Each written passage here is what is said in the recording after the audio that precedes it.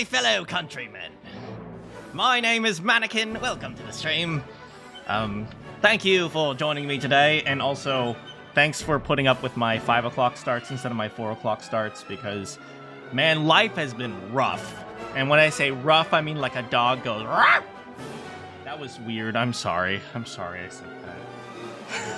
Am I becoming a furry? Okay. How's everyone doing? How's it going, Raph? How's it going, Endigo? How's it going, Randy? How's it going, Bowser? How's it going, Kioma? Hello! Barking for free. My furry arc has started. Raph says, I have a flight tomorrow. Oh, where are you flying? Flying is not scary. Don't worry. Don't worry. There, literally nothing goes wrong, okay? I promise you. People are afraid sometimes. Don't worry about it.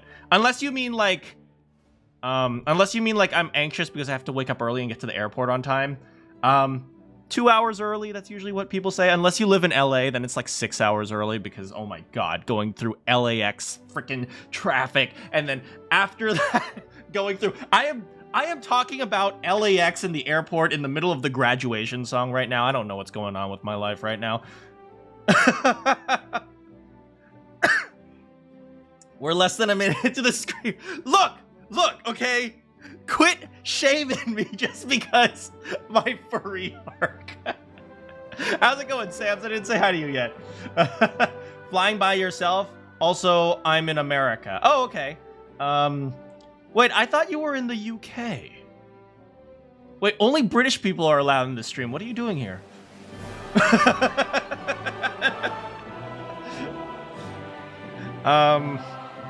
Yeah, what was I saying? Flying by yourself. Yeah, that's I think the toughest thing about flying by yourself is making sure you remember all the things you need to do when you go through airport security, because that is annoying. I think that's the most annoying part.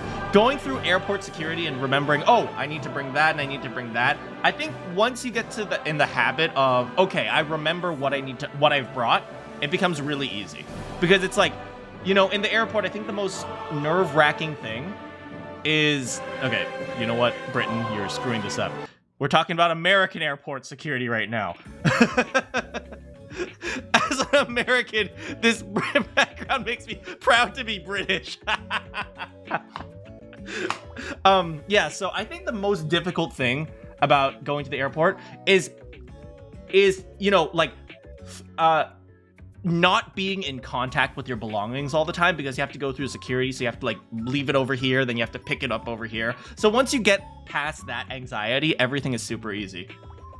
That and needing to go to the bathroom, because going to the bathroom in the airport is annoying because there's either like long lines or like the bathroom's all the way on the other side of the airport, but that's beside the point. How's it going, guys? Do I have a fursona? You will never find out my fursona. You will never find my old Tumblr account, I promise you that. I sadly am British. Sadly.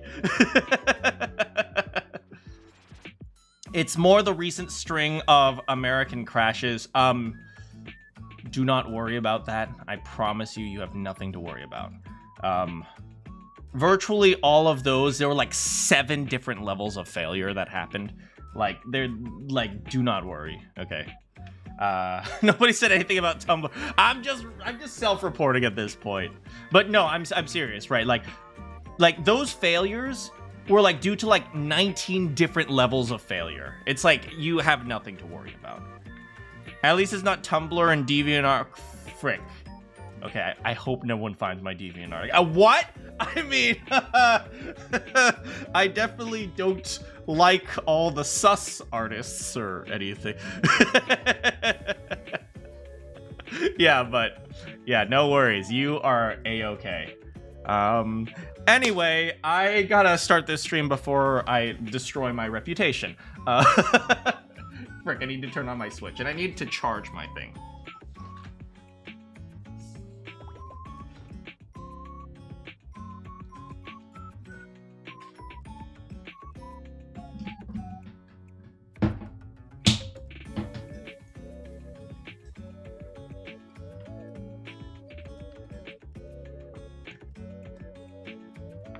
I have pants today. No gym shorts. I have actual pants today.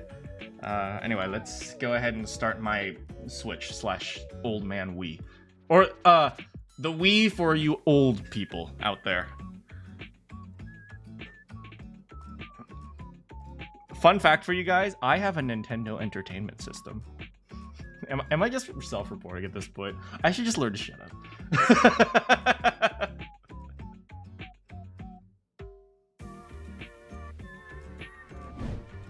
Am I older than the Nintendo 64? I do not have a Famicom. It was unrelated. Your dad got one of those remade nostalgia ones from Target. Oh, that's awesome. I'll tell you this. My dad bought the Nintendo Entertainment System when it first came out, and it has survived all the way to me. So, yeah. And I'm going to give it to my son or my daughter and tell them that this is like top of the line graphics, so they won't be spoiled. And then when they see like Oblivion for the first time, they're like, these graphics are so top of the line.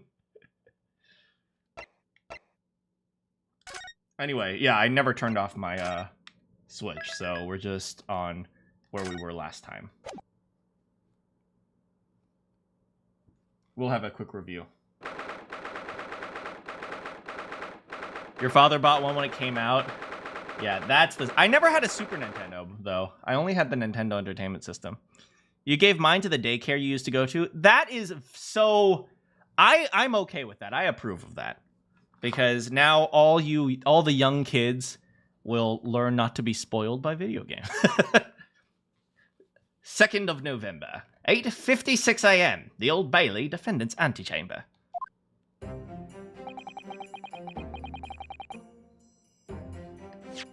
All right. So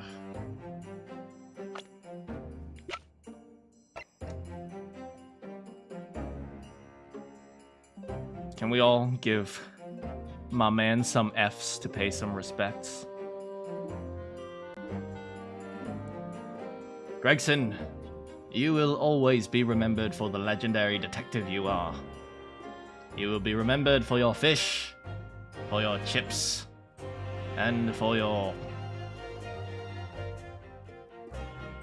No, that's pretty much it.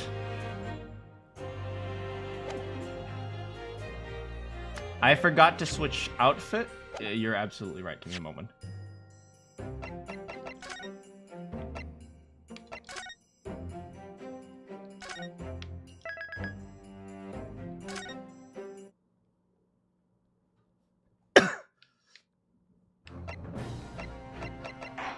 Hold on. Do we switch outfits for Sholmes too? I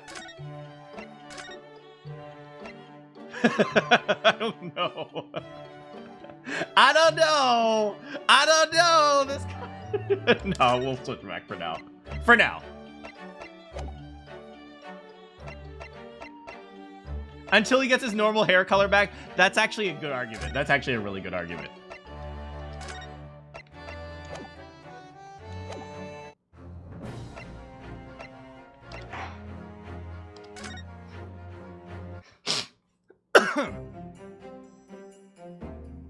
He has normal hair color. His hair color is blue until it has been confirmed. How's it going, Will? Okay, so good old Gregson, he gave his life for the truth. And so this will be a very interesting trial. We're facing off against our BFF, Kazuma Asogi. And yeah, nothing really happened with his investigation. Anyway, yeah, so he's gone, unfortunately. The one who has been accused is Baron von Zieks. We don't care about him. Well, we care about him for evidence purposes, not for anything else. Baron von Zieks is here, sorry, Barack Obama von Zieks. You're right, Barack Obama. is in jail right now because he is accused of shooting Gregson in a random room at the edge of town on Fresno Street. I remember that because there's a place in California called Fresno, California. We went to investigate Daly, who was our original case, who has gone missing for some reason. Only missing for a day, but still. And we found out that he actually used to work at Barclay Prison, but 10 years ago, he left. And, of course, 10 years ago is a very important number, because Iris was born 10 years ago. And what a coincidence that when Iris was born, all the bad stuff... Okay, I'll actually try to take this today seriously, okay? But I'm just saying, remember, clip it now. Remember, I said I solved the case. I realized it was Iris before anyone. Okay, clip it. The Hound of Bakersfield on Fresno Street. Anyway, so 10 years ago, he was in Barclay Prison, and then he was fired, likely for professor purposes. There was this candelabra here. They said, oh, what a coincidence that a bullet hit it. Coincidences don't happen. If a bullet hit this, the bullet intended to hit it. It's very unlikely that he was just like, pew! Oh, wow, how amazing. The bullet just happened. No, not a chance. Not a freaking chance. Let me take my vitamins also. Old man has to take his meds.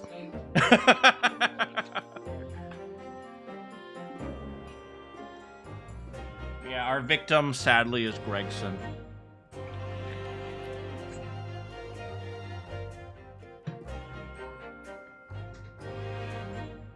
Anyway.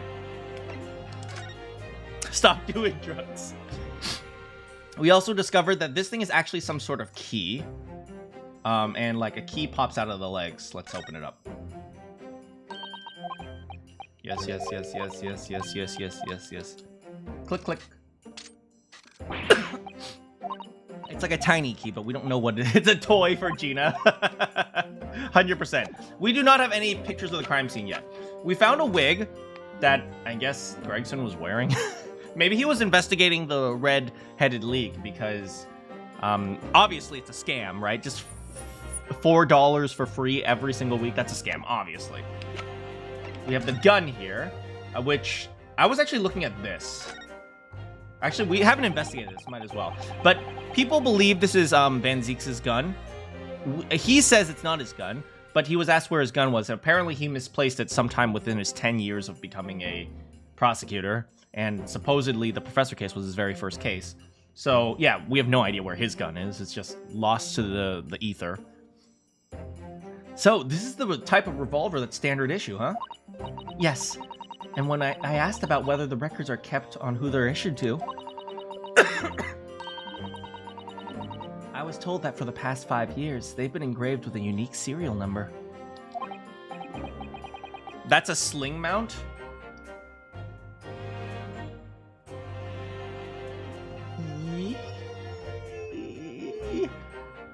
Yes?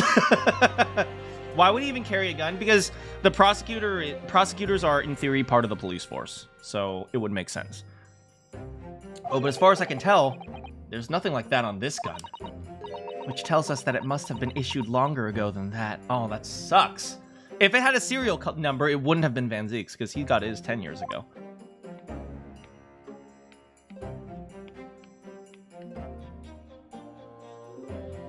I mean, Barack wouldn't carry one.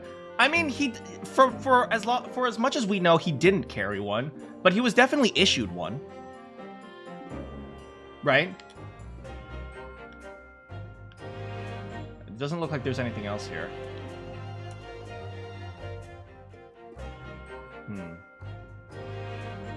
I'm trying to see if it's a. Okay, it's a right. Wait, what direction does it pop out? I think it's a right-handed gun. Not sure. I think it's right-handed. Oh, it could be Gregson's. That's a good point. But it's just like, we have no proof of this. And for some reason, we have...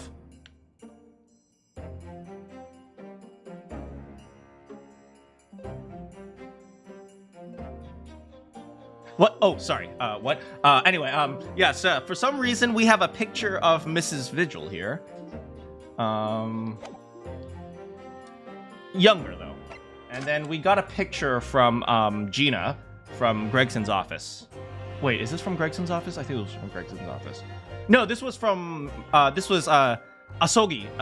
Kazuma gave this to us. Yeah, he gave this to us. It was, the picture of, Barack Obama Van Zeeks with Clint Van Zeeks and Gregson. And this was when he first became a prosecutor 10 years ago. So that was when he was 23, which is pretty young, to be honest, for a prosecutor. But 23, but that means Gregson in this picture is 30. Yeah, and Kazuma just yoinked it from Gregson's office. But I think we're as ready as we'll ever be. It's just like the previous case where we had no evidence and we just had to work on the fly. And we're just gonna have to do our best. I love how it's the Red-Headed League, but it's all black and white, so it doesn't really matter. Oh yeah, one last thing. What's it called? Susato's dad wrote us this letter of introduction for barricading. But he wrote it on his own ticket. Now I'm just keeping track of this, right? Because this was the SS Groose. This was the SS Groose Cabin 01. I'm wondering if any international stuff will go on, because I suspect Kazuma's dad, not Kazuma's dad, well, also Kazuma's dad, but Susato's dad might come into play in this trial, so we might have to use this to verify where he was. If I know Ace Attorney games, that's gonna come up at some point. The average age of a prosecutor in the United States is 46 years old. I mean, that makes sense, but what is the average age to start? Do you know?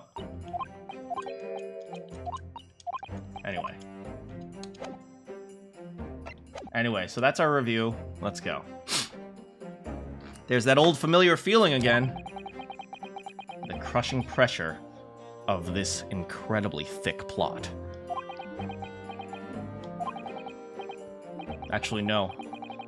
It's a little different today.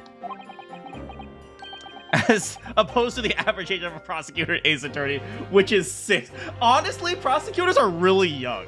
Didn't, like, what's his name? Edgeworth became a prosecutor at, like, 18. And, like, what was it? Von Karma was a prosecutor at, like, 13.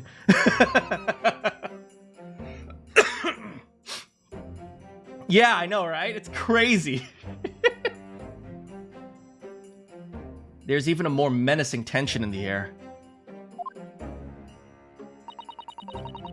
There's a menacing tension in the air today, isn't there? I suppose. I think so. What's up? Oh, he has a...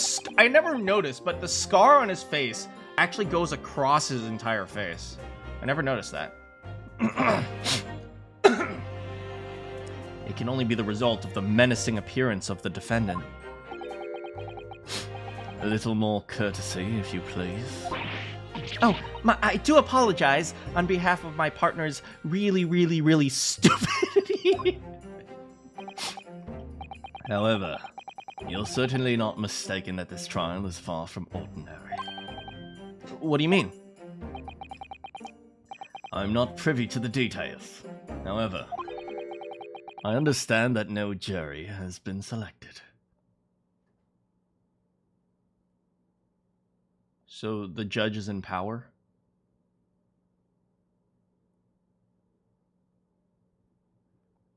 Oh. Okay. I mean, it's okay. It's okay. Right? At least after the past, like, what, 4, 5, 6 trials? At least the judge knows us. A trial without the jury? Well, that's just like the trial of the professor 10 years ago. Close court.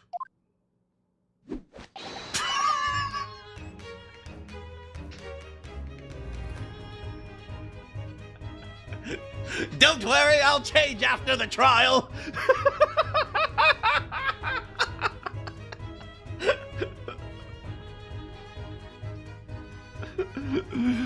I thought you said you would change when you lost your hair. I don't know, I think this mask quite suits me.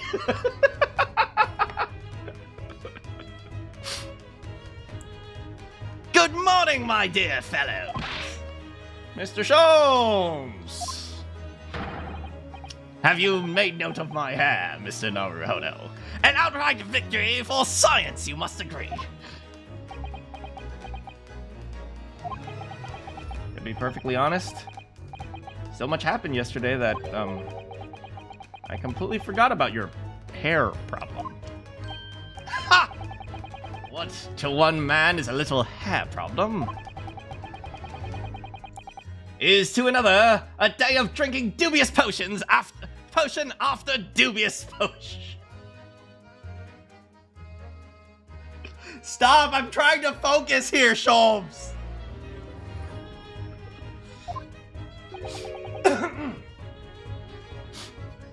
You have no idea how my stomach ails me this morning. Oh dear, how awful for you. I'm afraid you only have yourself to blame, Mr. Sholmes. And morning to you, Mr. Reaper. I'm delighted to see you look so full of vim. And are you? I see London's celebrated great detective is as active as ever. Oh, you exaggerate, my dear fellow. Compared to my paltry engagements with a few trivial cases, the Reaper's overbearing presence is far greater deterrent to the black roots of crime in our capital. Are they having one of those, like, passive-aggressive complimenting contests? No, you're far better at killing people. Oh no, you are!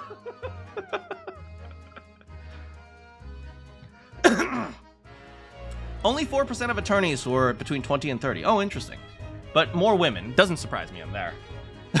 They're flirting. And whilst I may not agree with your methods, there is at least one point on which I will readily commend you. What an honor. And what would that be? Your eye for a good lawyer, sir. Yo, is Sholmes glazing? Oh, okay. Oh, I'm feeling good. I'm feeling hot. Mr. Sholmes. After all, behind this lawyer, there is a very great mind. Never mind. I take it back. I take it all back. He's just glazing himself.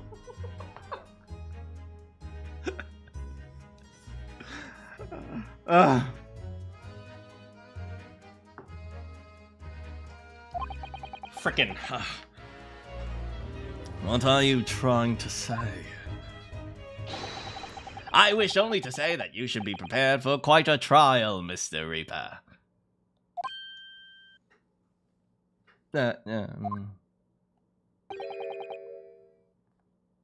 Is this the bailiff? Texas bailiff? Hey, y'all! I'm back! Sorry to barge in! Oh, wait, what? Wow! You sounded really Texan for a second, Professor! How's it going, Felix? Gina! What's that on her arm? It's a mourning band, I suppose. Is that a thing? I'm actually gonna look that up. Mourning band.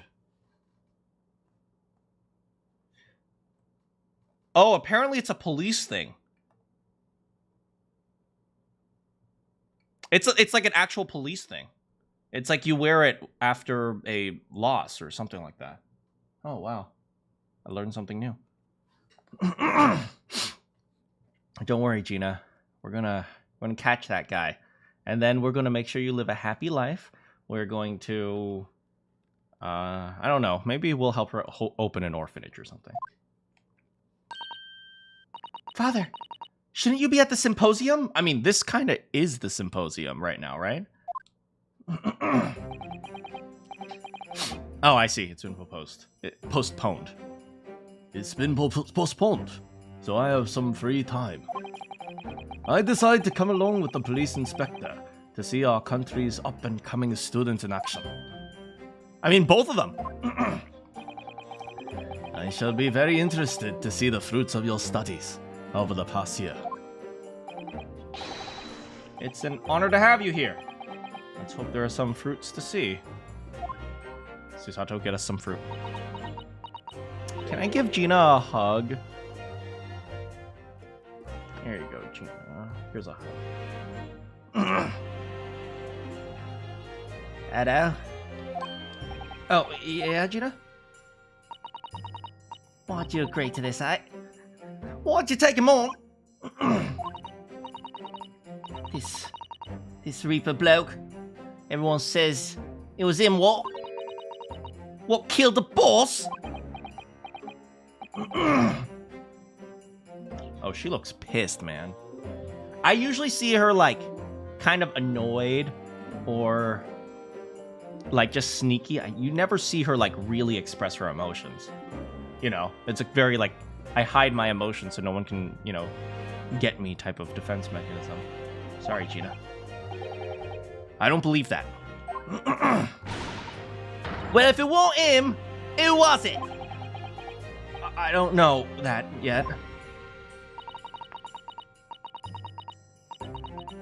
I don't care who calls him what. Reaper's just a name.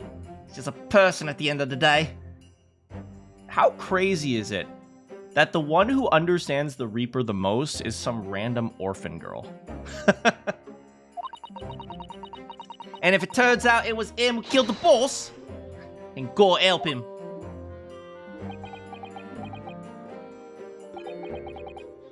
Fiery eyes indeed. Yes. The culprit deserves every ounce of your loathing. At least, that may be some solace to the deceased.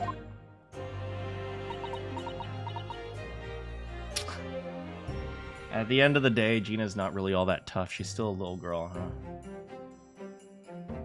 Okay, I'm gonna... 18 is a little girl. Okay, I'm gonna be honest here. If you're under, like, 24, you're a child, okay? I'm sorry. That is reality. Gina is a little girl, okay? She has never experienced death. She has never dealt with, like, actual real... I mean, she has dealt with real suffering, but she's never actually had to deal with it in a public way. Like, when you have to deal with... You don't consider someone a full adult until 27? It's like... Sometimes, I actually sometimes say this, like, it's kind of a weird way of looking at things. I don't think someone becomes an adult until they have to publicly deal with grief or publicly deal with, like, tragedy. Like when you're dealing with it in family and stuff, it's like, it's like, oh yeah, I'm dealing with it with family, like, you know, it sucks. But it's like, when you have to deal with something and you have to, like, actually put on a face like, yeah, that's not a problem, I feel like that's when you really realize, oh, wait, this is what the real world is like? Yeah.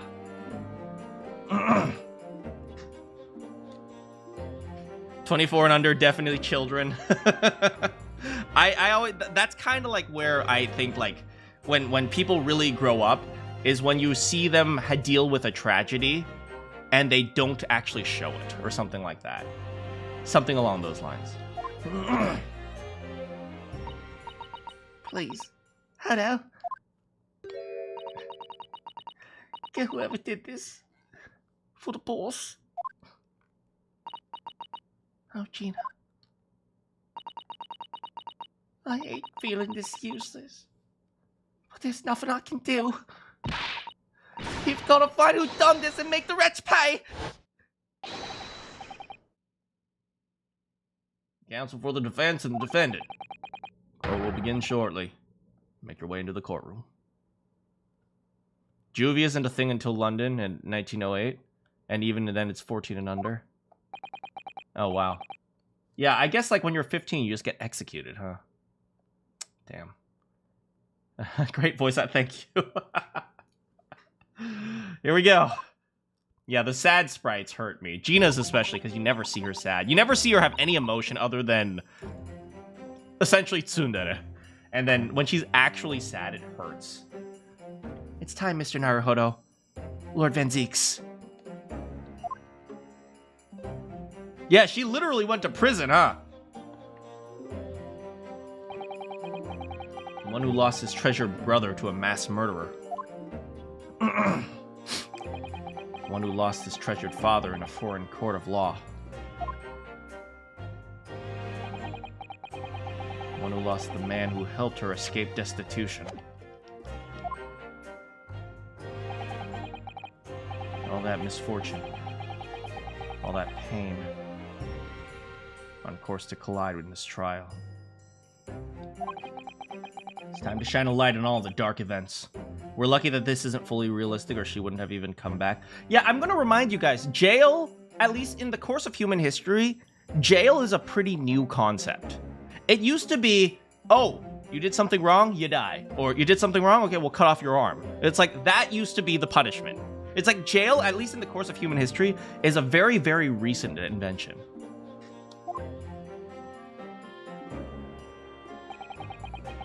And whatever truth is revealed, we're gonna have to look it straight in the eye with a kitsune mask.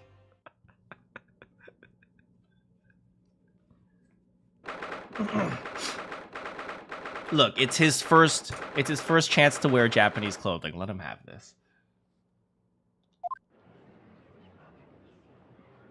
There is no one here. Well, I guess there are people in the gallery.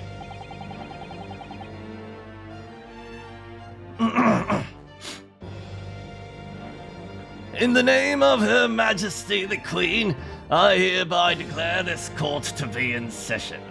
Well, at least the judge knows us, so, you know.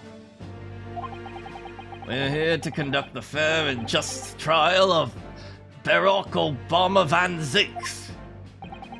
Counsels for the defense and prosecution. Are you ready to begin? Defense is ready, my lord. The prosecution... Oh, right. Kazuma is actually a Japanifornian. The prosecution is more than ready. Oh, Kazuma-sama. I've been wishing to see you in court again for so long. It feels... But I never pictured it happening like this. I never thought I'd be facing you from behind the prosecution's bench. Once again, can we acknowledge the fact that my boy is dual-wielding? He's got the katana in one hand. He's got a rapier in the other. I assume it's a rapier.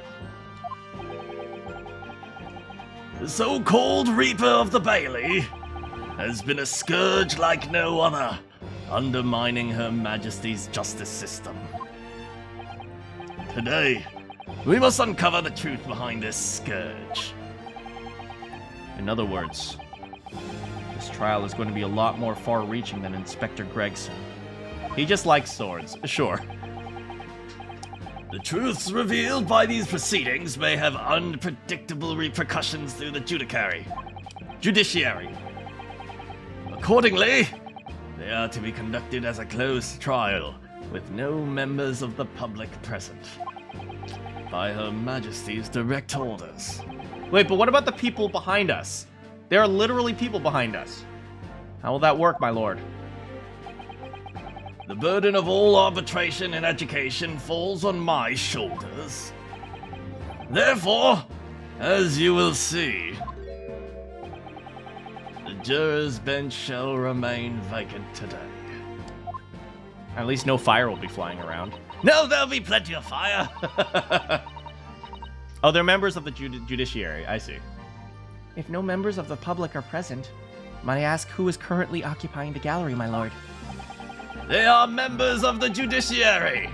If only the streamer learned to be patient, he would get some of these answers. Members of the judiciary. Oh my, this is a very unusual trial.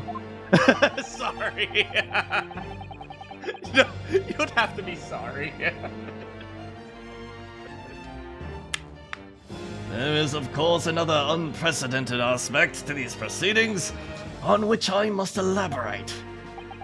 The counsels for the prosecution and the defense are both aliens. Aliens?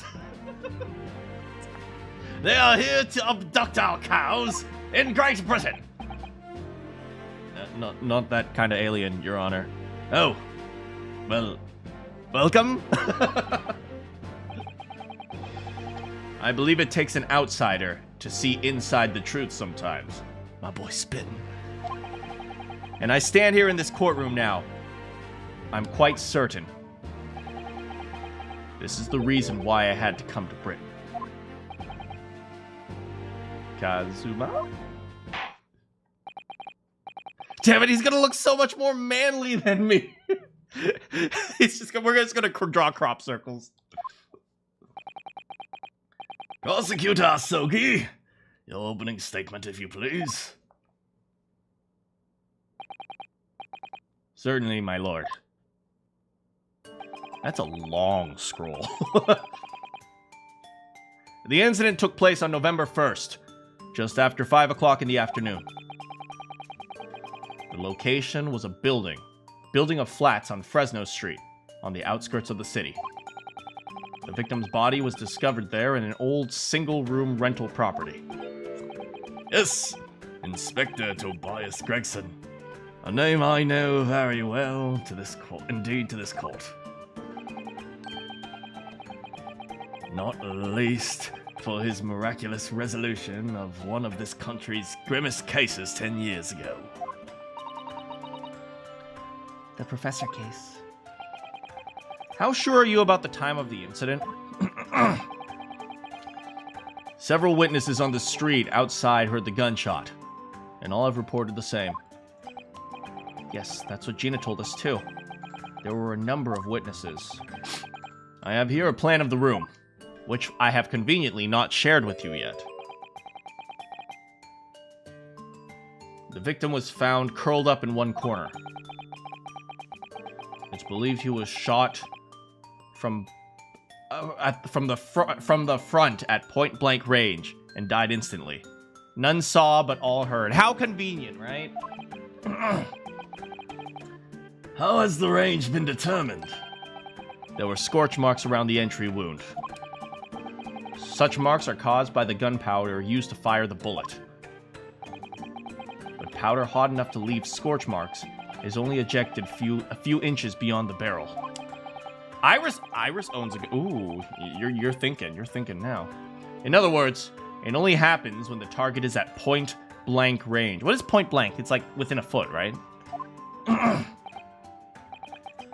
I see, yes. Thank you for the detailed explanation. Do we have the thing? No, we don't. Give me the floor plan, come on. There we go. Autopsy, floor plan. What about the floor plan? Right, well, we'll read the autopsy first.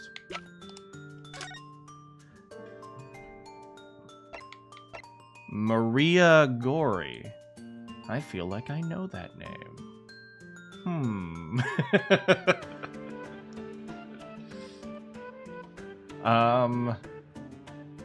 Victim, Tobias Gregson, male, age 45, nationality British, time of death. Oh. Time of death.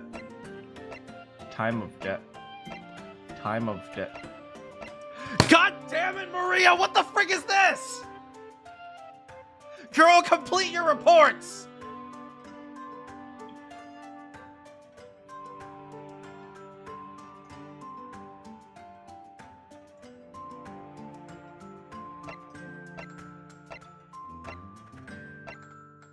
Okay, so yeah, it's just an incomplete report. Time of death, nothing. Time of death, nothing.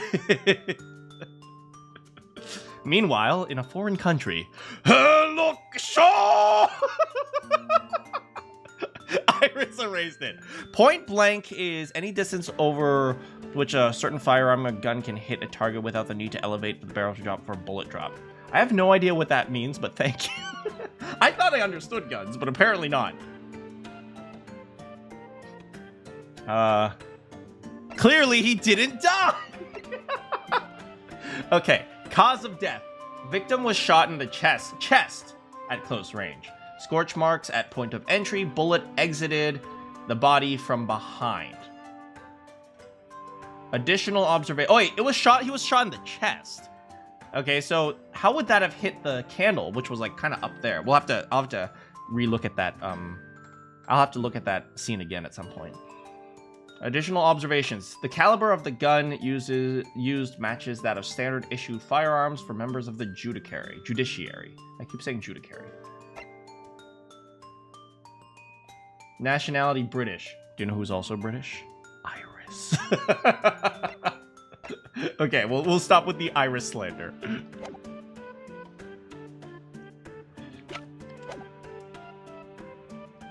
The murder weapon was found lying beside the victim. Have you managed to ascertain the owner of the firearm? It's not slander if it's true. No, my lord. Not conclusively. Bravo, Kazuma-sama. Hey! Hey, whose side are you on?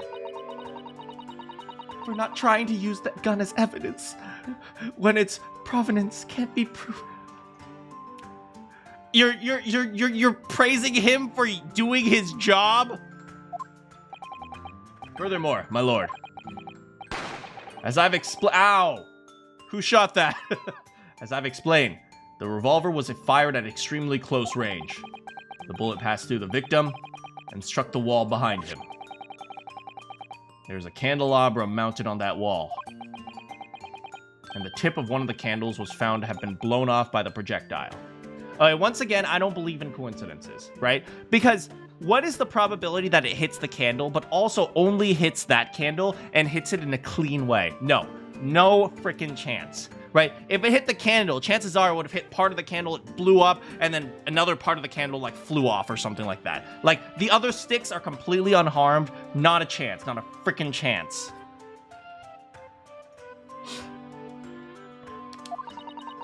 We noticed that too, didn't we? Yes, that's right. Thank you for the thorough report, Counsel. The setting of the crime is clear to me.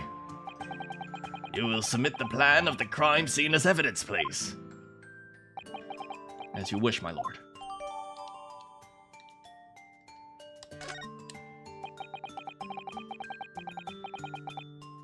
Is this Fresno Street room Inspector Gregson's private abode? No, my lord. The room is rented to a huge ass. Excuse me? Huge ass. but there is precious little furniture inside, and it's generally in a poor state of repair. So what on earth was Gregson doing there? Maybe he wasn't there. Maybe someone threw him there. Presumably, he was investigating some case or other.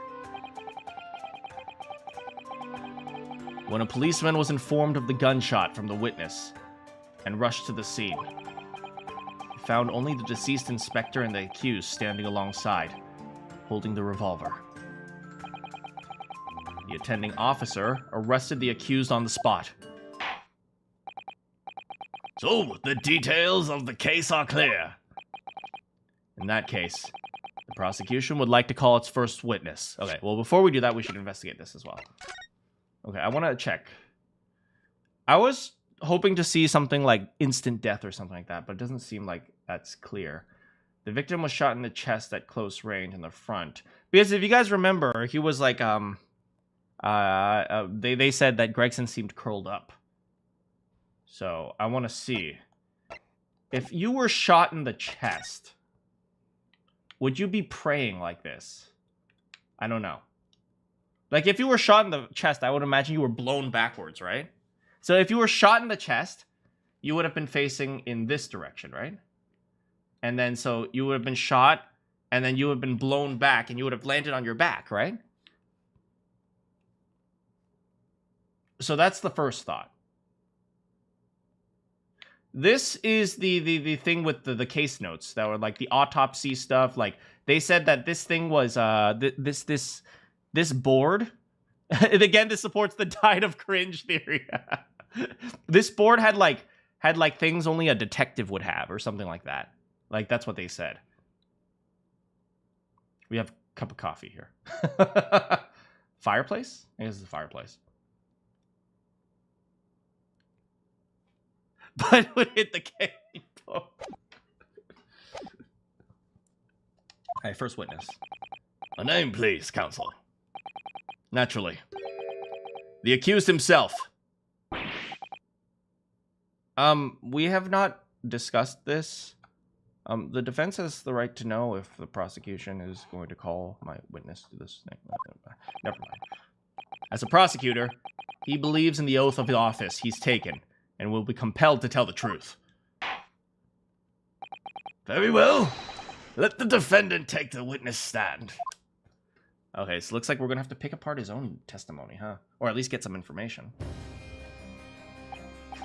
So, witness. State your name and occupation for the court. Barack Obama Van Zeeks, Old Bailey prosecutor. I presume, Lord Van Zeeks, that you've heard Prosecutor Asogi's open precis. I did. Is it alleged that you were found at the scene of the crime, and that you were arrested by the arriving police officer? Can you confirm? Yes, my lord. Then I'm sure the court would like to hear you explain some things away. Namely, why were you there in the room on Fresno Street at the time in question? And what exactly took place?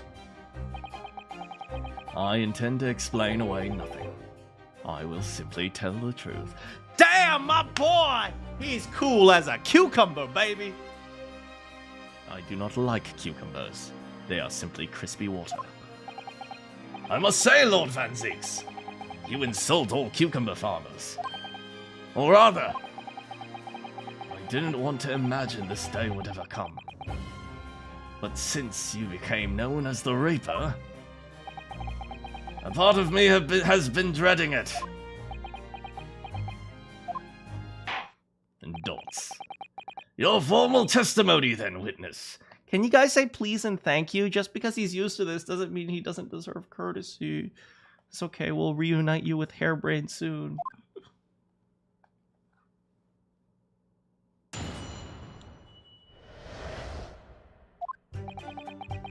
I was investigating Gregson. And what?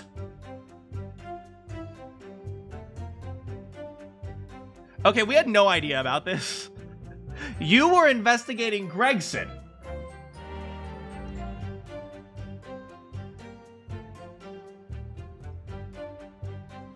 And my inquiries had led me to that address. When I first entered the room that day, it was dark, and I saw no one. A moment later, I heard a gunshot. I spun around and saw the revolver on the floor. And you picked it up?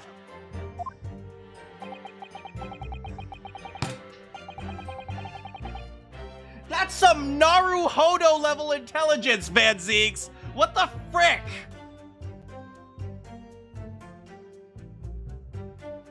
It's an Edgeworth moment.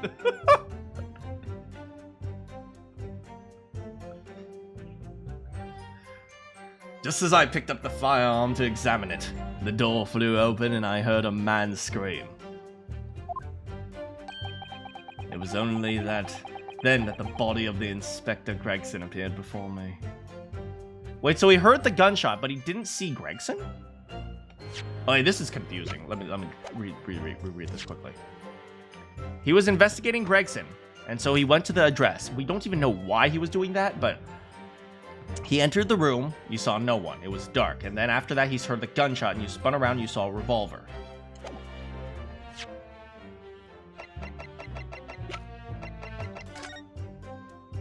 Okay, that could make sense, actually. The doorknob is over here, right? Which means the door opens like this. Which means if you walk inside the room, you might not see Gregson because the door would be open. I think. So that's reasonable, I think. And then after that, he heard a gunshot. And then he saw a gun. And he was shot at point blank. If Gregson was left here, that means he was shot, like, right here. But then he wouldn't have seen it because the door is still in the way. So then he looked around and then he saw the gun here. And then Gregson dead. So he heard the gunshot, and the gunshot had to come from here, so he wouldn't have been able to see it if the door was open. Okay, so we're gonna have to try to figure out where he was exactly. If the door was open, that'd be an interesting idea. Because if the door was open, he couldn't see it, that means he would have to shoot through the door. Right, which would be disproving.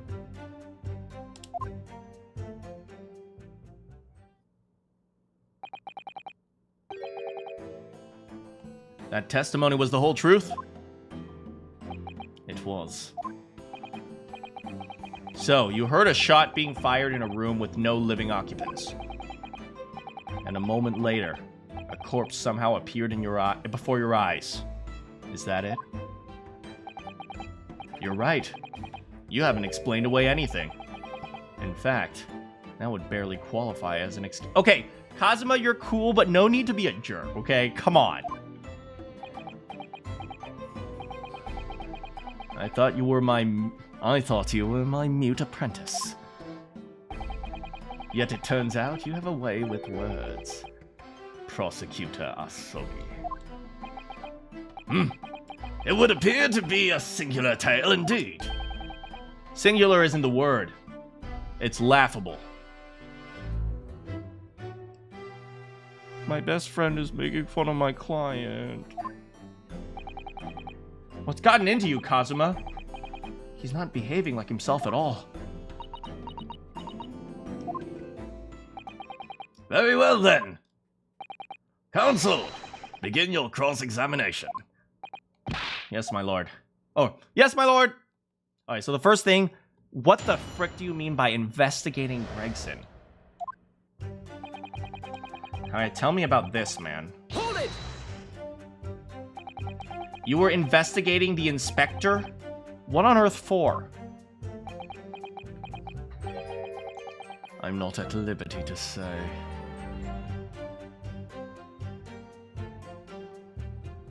Was that the whole truth? Yes! Yes, it was. I swear to God. I just want for once, for like 10 seconds to have a client that actually works with me. Just once in my life. Just once in my life! Sorry? I'd identified a distinct possibility that Gregson was involved in a case I was investigating. Regrettably, though, he was killed before I could secure the proof I needed. Is the court to understand that on that day in question, you followed the victim to the scene? No. I was privy to his movements in advance. How? I read his diary.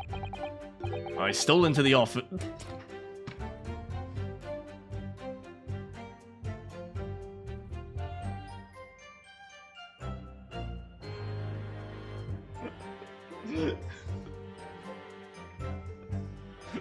I stole into his office in the yard and consulted his diary. He kept going on about things about Herlock Sholmes, like, "Dear diary, today Herlock Sholmes looked at me. Oh, how I long to actually tell him how I feel, but I can't because..." That's okay, Manzeeks, you don't have to keep going. No, there was another, entry. "Dear diary, today Herlock Sholmes complimented me. I tried to compliment him back, but I felt too awkward, so I just said meh."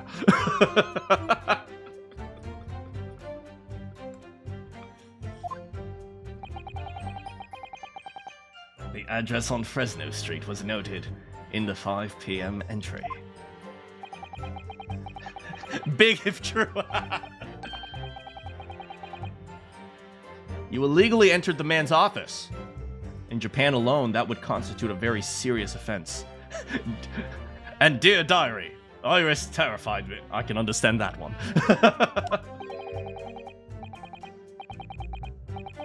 As it does in Great Britain, I assure you. Is that not the case, Lord Van Zieks? I was aware of the possible consequences. So in summary, you were investigating the victim. I gotta say, Kazuma's voice is such a refreshing change because it's just my voice. And yet, you refuse to tell the court why.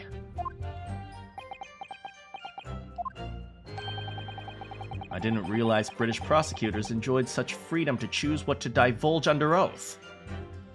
That's right, I'm sassy, baby. Why did I ever think I could defend this man?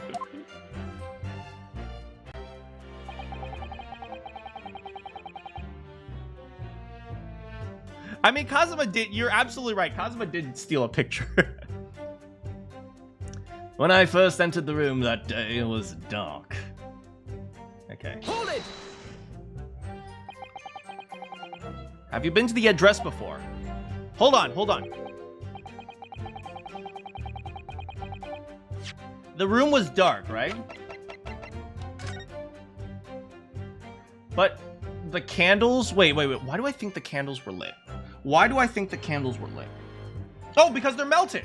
They're melted, right? So if the gunshot blew this off while all the candles were lit, then these two would have continued to burn, but this one would have been... I mean, this one exploded, but it wasn't put out. So this means these two must have been burning at some point, right? Unless they just happened to only light these two candles and not this one, which would be really, really weird. But even so, there would be some light.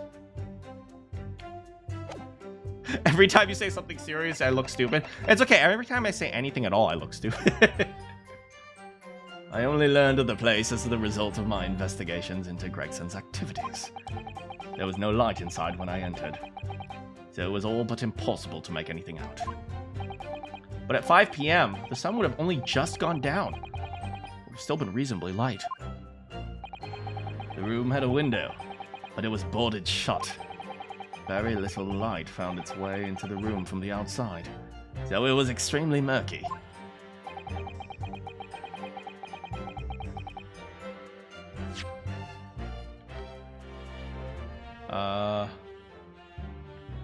The room was boarded, very little light. It was extremely murky. I wouldn't have noticed the victim, but he was standing in front of the candles. There was no artificial light in the room, you say? You're quite sure? I'm quite sure that the part of the room where the body was found was very dark.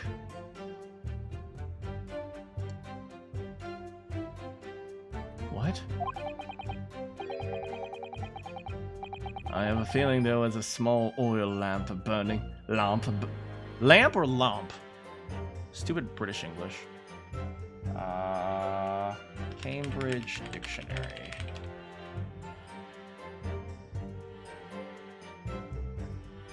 Lamp. It is, in UK, it is lamp. Lamp. Lamp. Alright. Though I couldn't say for certain. Look, Mr. Naruhodo. Oh, is that the lamp? I thought that was coffee. Speaking of coffee.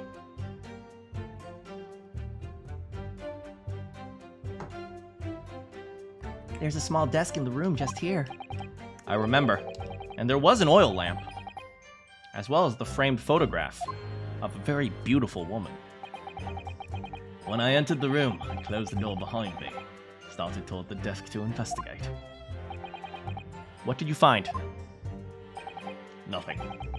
I never actually reached the desk. Next you heard the gunshot. Hold it! So who fired the gun? I have no idea. I didn't see anybody else in the room. It's a small room. It is a small room. And there's nowhere to escape other than outside the door. He said he was walking toward the desk, maybe? But there was no one there. Which means the gunshot was fake. Or at the very least, the gunshot, if there was no one in the room, and supposedly he's telling the truth, either one, Gregson killed himself, which I don't think he'd blow himself up in the stomach. Or 2, the gunshot itself wasn't fired by anyone. Right? So that's an interesting point. But you say it was very dark. Yes, that's right. All I can tell you is I didn't sense another's presence. Then could it be that the gunshot actually originated from somewhere outside the room? No, that's out of the question. Interesting, he's being very honest. Oh. Without a doubt, the sound emanated from inside the room. I could smell the gunpowder. This is going from bad to worse. And you say that at the point at which you noticed the revolver on the floor. Correct. And I foolishly picked it up. That was carelessness on my part. It's okay, prosecutors tend to do that. Presumably, the gunshot you heard came from the firearm that you somewhat hastily took into your hands. In point of fact, my lord, I believe it did not. What? Was it cold? The barrel of the revolver I picked up was cold, and there was no smell of spent powder. That was an unconfident slap. But then, where on earth was the gunshot fired? Wait, is the gun that was fired? Whilst I would like to oblige you with an answer, I'm afraid I can't. I too would dearly like to know.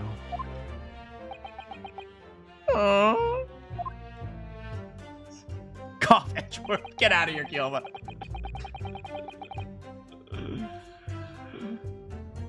Just as I picked up the firearm to examine it, the door flew open and I heard a man scream. Hold it! A man, you say? One of the witnesses. I guess that he wouldn't know the answer to that. That's right. One of the street... Wait, but this is also testifying for the witness. Objection, testifying for the witness. One of the street merchants working in Fresno Street. Who are these merchants? A number of them had set up their stalls directly beneath the boarded window. Why? Why, though? A match seller, a newsman, and a peddler. A match seller, a newsmonger. Oh, is it like the little matchstick girl? You guys know that story? Like the little match girl or something like that. Like there's a fairy tale about a girl who sells matches or something. A newsmonger, I have no idea. And a peddler. Like the match thing. It kind of it reminds me. There's a fairy tale, right? The Little Match Girl. Yes. It's a fairy tale. It's a Danish fairy tale. That's it.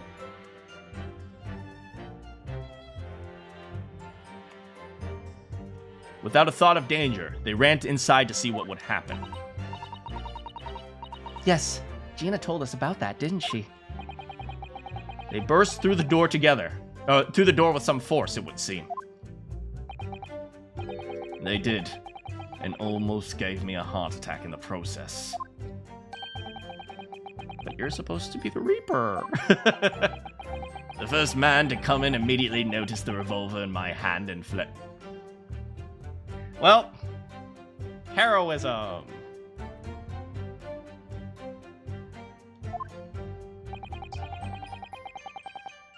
A policeman patrolling on Fresno Street heard the commotion and was able to arrest the accused shortly after. Anyway, the man's scream drew my attention in that direction. It was only then that the body of the inspector... Okay, the man's drew my direction. So, if he burst into here, he came in here. Boom! So here's the... So the sellers came in here. Boom. Van Zeeks was probably around here. He goes, oh my god! And then he runs away. Van Zeeks looks in this direction, and now he sees Gregson, which means he walked this way first. But I also believe that these candles were probably on. It would only make sense because they melted. Unless someone relit the candles in the process.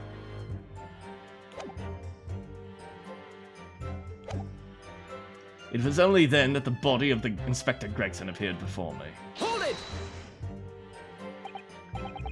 What do you mean by that? In what way did the body appear?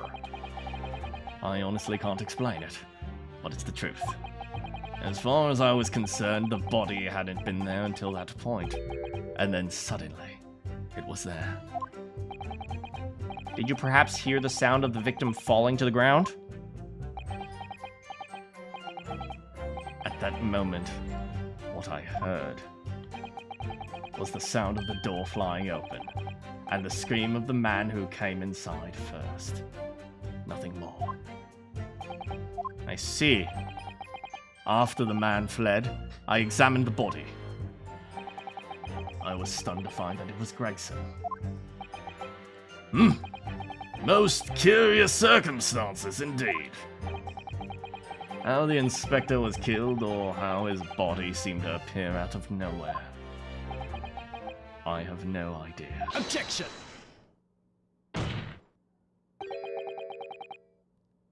Surely the court has heard enough! My lord, the cross-examination has clearly revealed that the accused, Barak Van Zeeks, is lying on multiple fronts!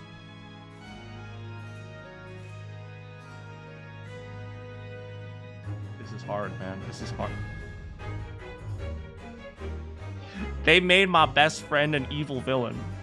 They gave him supervillain music. This is the type of music you would burst into a vampire's like throne room in Castlevania, and they'll be like, "Oh, you finally made it. Please, you think you could destroy me?" My bestie, he's gonna kill me. Oh! And now they have the Japanese Kazuma original theme mixed into the supervillain theme. He was a vampire's apprentice, that's true. What is that supposed to mean? Good gracious, counsel. The defendant is lying, you say? In his testimony just now, he claims he failed to notice the victim's body because the room was dark. That's correct. No, that's not correct. As proof— oh god, he's using my own evidence against me! Oh god, I didn't expect him to be this powerful!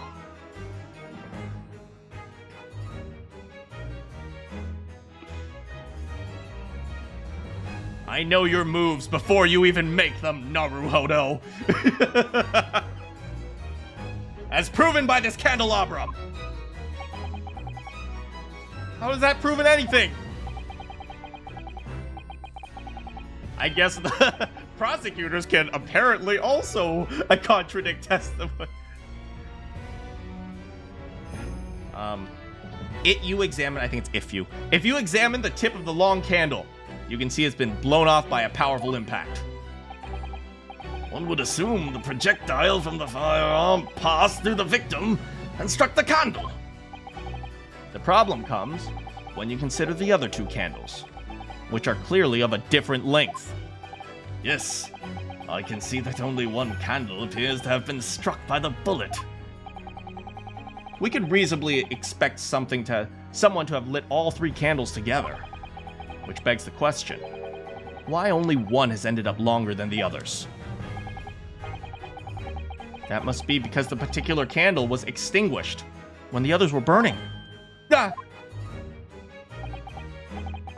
That's right. When the candle was hit by the bullet, it obviously went out. But the other two candles would have still been burning. So the fact is, the victim's body would have been illuminated by the light still thrown in the candelabrum. Kazuma is oh no! And the accused claim that he couldn't see the body contradicts those facts. And now to the next lie. There's more? The accused also claims to never have visited the scene of the crime beforehand. That's the truth. In that almost empty room, the police discovered something very unusual. A board covered from top to bottom in police documents and newspaper cuttings. Yes, that's right. We saw it too. It goes without saying that the contents of the police documents cannot be divulged. However, they include a number of reports from various historical cases, the oldest of which was from 10 years ago. Of course it was. Of course it frickin' was. Of course! This is starting to sound familiar. Yay! He's took off the training wheels and attached an engine. And there is a common thread linking all of the documents. Indeed. What is the common thread, Counsel? And there's only 9 out of 10. Oh, God. Man, for the chapter 5 is going to be crazy. They all relate to cases prosecuted in court by Baroque von Zieks. Wait. Those are all the Reaper killings! And furthermore, all of the cases are the ones in which the defendant was acquitted. Oh no! Why'd you do it, Van Zieks? Why'd you do it? Why'd you kill him, Van Zieks?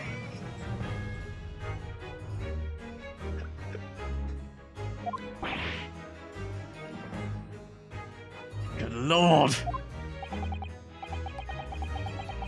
Interestingly, none of those defendants are alive today. How's it going, Balroth? We're about to die. Kazuma's cooking and we're the ones getting cooked. Because all of them have been sent to their graves by the Reaper. Oh no!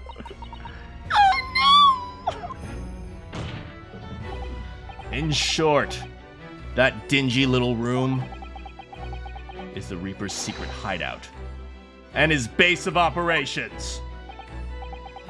The Reaper's? And yet the Reaper would never claim to have been in his own... Yet the Reaper would claim to never have been in his own secret hideout. No one would believe that. No. The truth is, we've been looking at this backwards. Backwards? Explain, Counsel. Inspector Gregson was investigating the identity of the Reaper when he discovered the location of the man's secret hideout. He was killed. As I'm sure everyone can imagine. By the Reaper's hand!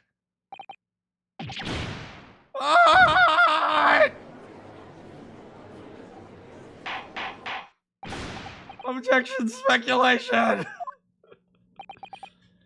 Very well. I hereby state the current opinion of the court. Baroque von Zieks is an outstanding prosecutor who has rendered great service to his country.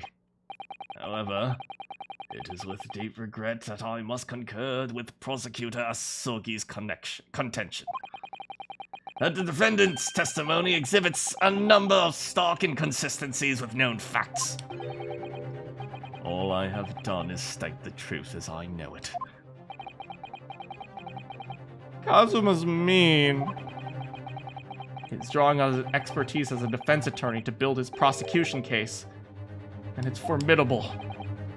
Counsel, you will submit the board you just showed to the court as evidence. I believe it is fundamental in establishing the facts surrounding the Reaper's existence. How unlucky, yes. Thank you, Raph. I love doing the voices too. The notice board. Hold. We're not done yet. Alright, so let's start here. Oh. There are details of a whole raft of cases dating back years, aren't there? The paper from 10 years ago is browning with age. Out of interest, the most recent thing appears to be this one here. Oh, it's the Red-Headed League advertisement. Wait, what? And you remember? There was a red hairpiece at the scene. Was Inspector Gregson an exponent of the Red-Headed League? Inspector Gregson is Irish? No! Oh!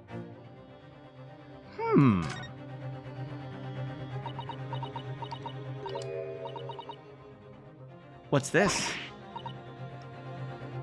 Clearly, Baroque von Zeeks is behind the red. Mr. Haruhodo, look! It's a smudge of some kind. In fact, it looks just like a handprint. And the color. That's blood, isn't it? How disturbing. Is there a problem being Iris? Yes. Okay, there's a bloody handprint. What does this mean? What does this mean? Why is there a bloody handprint? Why?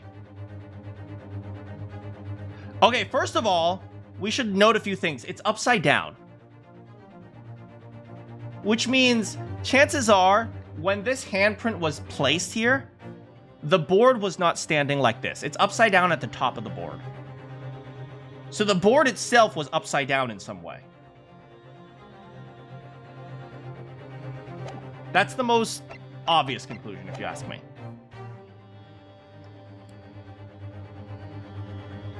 And now the prosecution would like to call a new witness to the stand. Witnesses who saw events unfold the day in question. They were mentioned in the previous testimony. Yes. The street sellers. Who heard the gunshot and went running into the room. Very well. Lead the witnesses in. The defendant may step down. Well, at least we're not calling guilty from here. Is it possible Gregson moved it? That's interesting, yeah. So, the question is this. All right, actually, let's go back here. The question is this. There are a few things. One, bloody handprint. Suppose this is blood, not red paint, or pink paint if this is Danganronpa. But, suppose this is actually blood. That means there must have been blood at the scene. Which means likely Gregson was already shot when this handprint was placed. Or ketchup. Gregson was trying out ketchup on fish and chips. He didn't like it.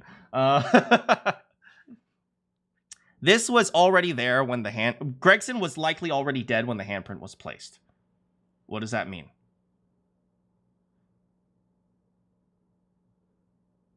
I don't know. But there must have been... There's a reason for this. Right? Gregson must have been dead then. And this thing was upside down or something. But it's like upside down here. We'll have to figure things out. But yeah, I think I have a general idea. First of all, we have to figure we have to figure out a way to use the fact that Gregson was dead while the board was being printed on. Something like that. Get less yap? No, more yap. We gotta theorize, man. I think that's where I am right now. All right. Certainly, my lord.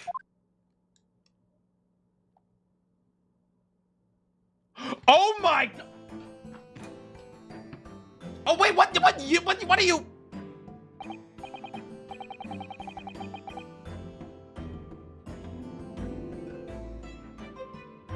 Wait, was that the coach driver? Witnesses, state your names. Names! We don't use names! Far too fancy for the likes of us!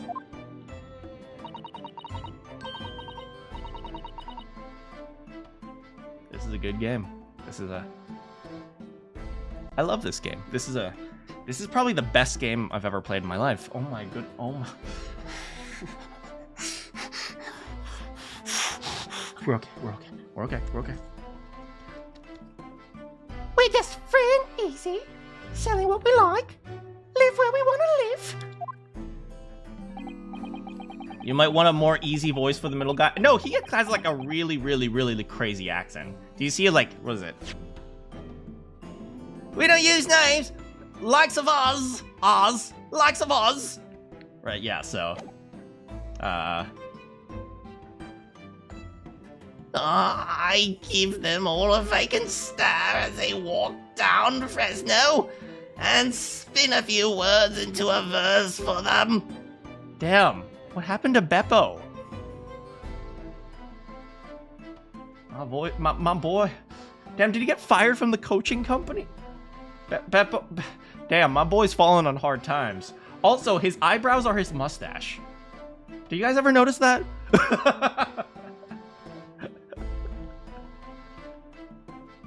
Damn. You know, in this economy, I feel you, buddy. He got fired for overcharge. Oh, God. Ah, would I be right in assuming that 3 of you make your living by selling wares on the street? Everyone calls me gossip. I sell jaunty little tidbits to passers-by, you know? Jaunty little tidbits. Got an absolute smasher for you, sir. Right up your guinnel it is.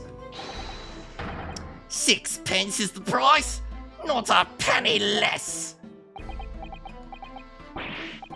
Wait, you're actually trying to sell it to me now? Oh, come on, sir. Don't tell me you're not interested. Try the man. Try the man. Give him the money and see what it is. Pay the man, counsel! I do respect the hustle, okay? Okay, Mr. Gossip, I feel you. All right, it's expense it is. You won't regret, sir. Now listen, got your listening ears on. Just between us, a young couple on Sly Street have just had twins.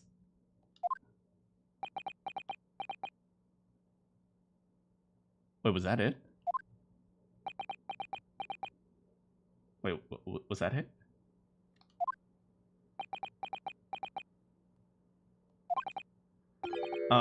Is that it? No, that's not it. It's gossip in it. If it wants to spread. But that bit's up to you and your mouth, of course.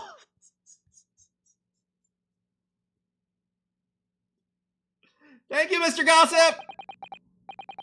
I've got one more, you know. Want another juicy one? 6p a piece it is, if you're curious. I am curious about what's going on under that fat bottom lip of yours.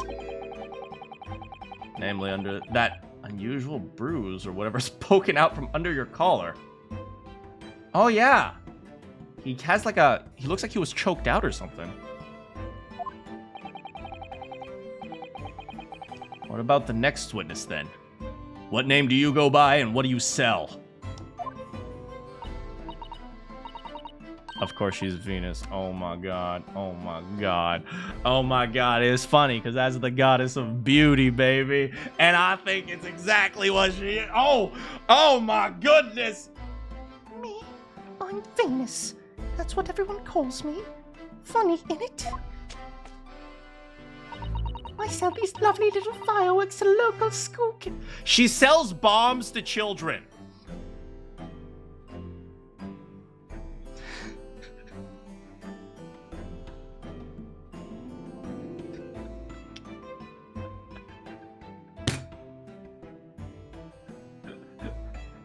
Is this great? Great Britain? Wait. Great Britain?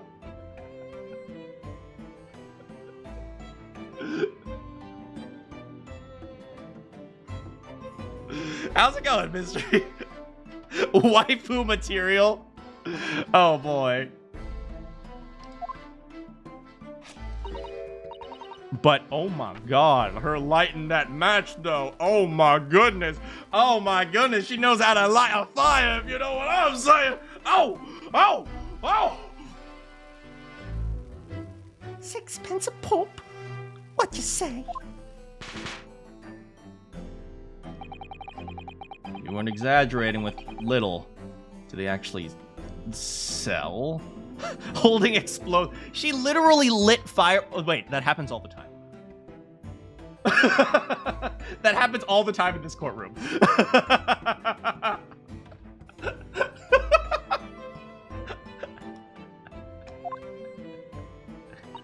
Oh yeah. Second years can't get enough of my Venus firecrackers. Trust me, I think the Venus firecrackers are referring to something else, if you know what I'm saying. Oh! Oh! Oh, can I buy those? Oh my god!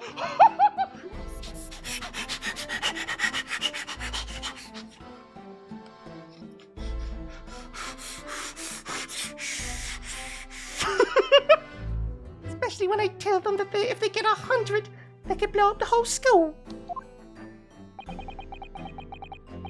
Not the most savory of ideas, young lady. Oh god damn, if I wish I was a man. Oh my. Want part with 6 for a pop?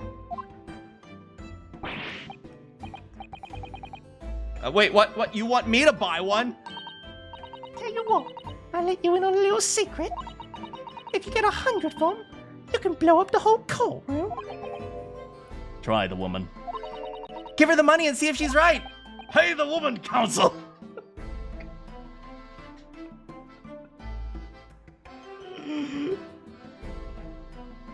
Okay. All right. Lovely stuff. Right then, this is something a bit extra for you. Oh, those are bigger than average. The Venus Special. Only 600 pence. 600? It's 100 of my regular fireworks. Nothing little about that, is there? There'd be nothing little about the punishment if I blew up the Old Bailey. Wait, she gave us the fire.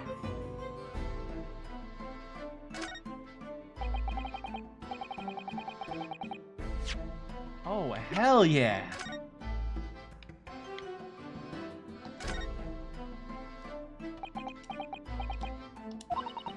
Have you had an idea, Mr. Naruhodo?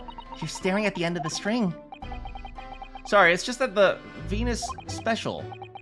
I was wondering what 600 pence of fireworks would sound like. Shall we find? Oh, they're actually going to do it. They're actually going to do it.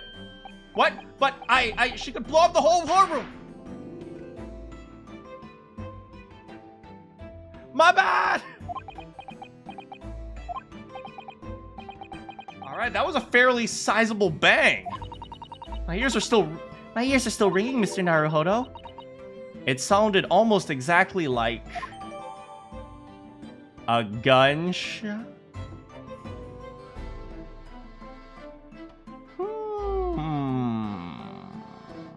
Being away from the stream and then hearing those are bigger than average.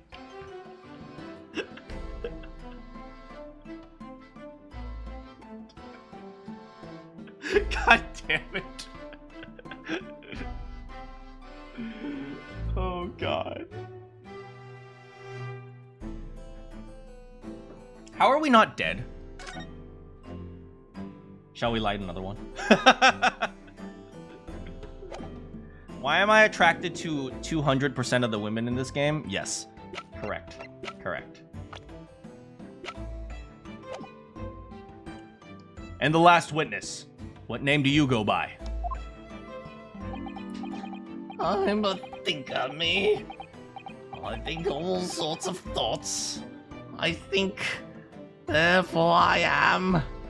I am, therefore I think. I think. Because I stand there on the street, watching the world go on about me. They call me the Observer. Get out of it, old man! Everyone calls you Sandwich and you know it! They call him Sandwich? So you don't actually sell anything? A problem shared is a problem halved, as they say. I give advice, I do, and think what it means. I don't actually sell anything, no, come to think of it. Hot? Actual hero? What? This is the philosophy. What happened? I don't know, man. Hard times, man. Pity. No more purchases, please. Well, we have quite a cast here, it seems. They conduct their business on Fresno Street from morning until night, my lord. And always in the same place, directly adjacent to the crime scene. And now I'm hungry for sandwiches. I see. And thus they heard the gunshot. Not only that, but they all very bravely ran inside to see what was going on. Well, I'll be bigger than I thought, just between us. Venus de Milo, what am I to do? What a terrible thing I saw. What I think is, if all what we see is light and shadow, playing with our eyes, is any of it real? How can mirrors be real if our eyes aren't real?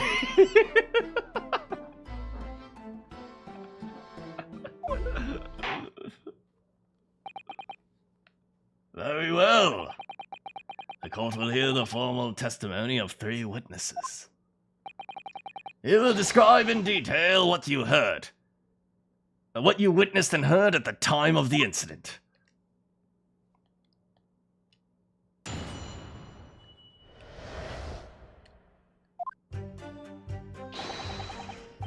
We saw the whole thing from start to finish. Everything from the moment they went in the building. Wait, from the moment they went, they? Who's they? It was less than a minute after the Reaper had gone inside that we all heard a big bang. Seems to me quick to talk is quick to walk. Gossip couldn't wait to go and see what had happened.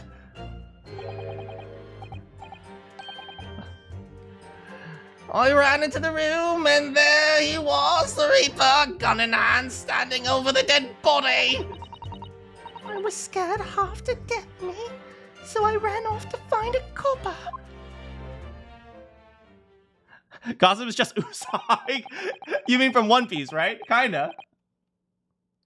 If these witnesses were there the whole day and saw everything, who did they see going inside the building?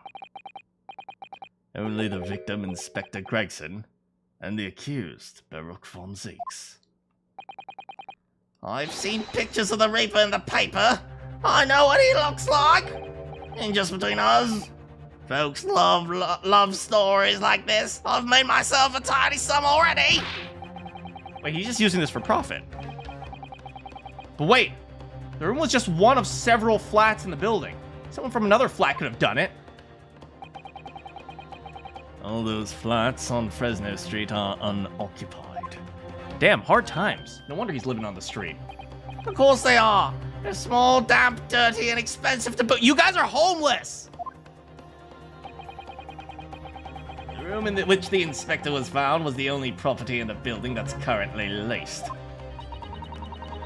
Hey, at least, Garadeb's doing better than that leaseholder. Or that owner. And we know the leaseholder's name, don't we? Hugh Boone. The testimony the court had just heard would appear to leave little room for doubt. Realistically, if Baruch were to kill someone, it would really be in character to use a gun. I mean, yeah, probably.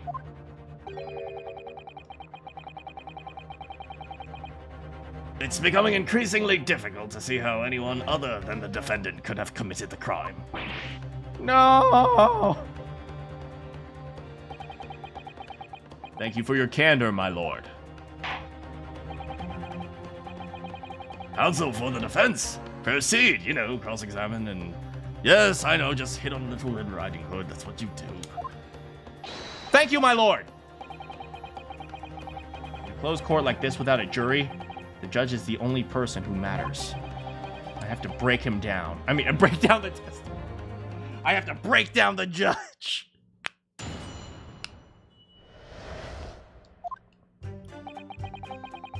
Alright, start to finish. Hold it! When you say they, who do you mean? Inspector Gregson and the defendant? I suppose so. The likes of us don't know the names of the high and mighty. But I tell you one thing, it was the old Reaper that went in last, that's for certain. Just behind Inspector Gregson. Did they arrive at the same time as each other? No, not at all. The first fellow must have gone inside a good 15 minutes before we heard the gunshot. The victim arrived 15 minutes before. Are you sure about that? Am I sure? Does it seem like I've forgotten a fellow with bright red... Huh. Yeah, his hair was really red, weren't it? Better than my flaming fireworks. Sure!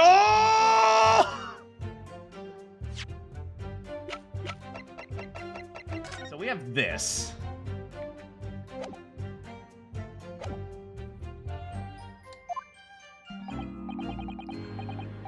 That fiery red mop still burnt onto the inside of my eyelids. Wait, you're saying the man was a redhead? Weren't you listening, chum? Aye, he was a redhead. He had a big trunk with him as well. He had a big trunk. But Inspector Gregson's hair isn't red. Not by any stretch of the imagination.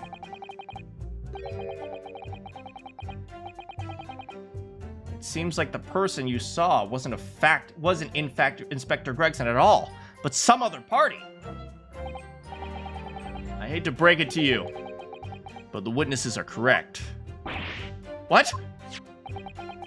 Just have a look at this. Look at this photograph. There he is. That's Inspector Gregson. And a red hairpiece. Of course. We saw one on the floor when we investigated the scene, didn't we? I refuse to believe Inspector Gregson wore a hairpiece, though. So then, why on earth would he have been wearing something like that? The color does seem to suit the man, one might say. Oh my god. What if it was a red herring? I'm gonna go to the bathroom.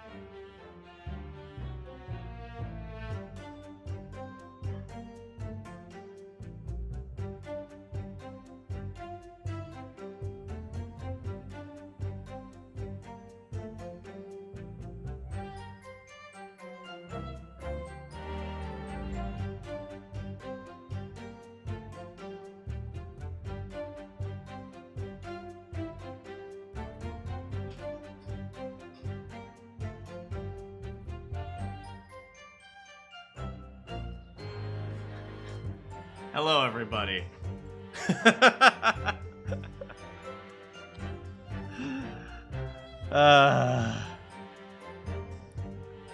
Dang, you guys were chatting.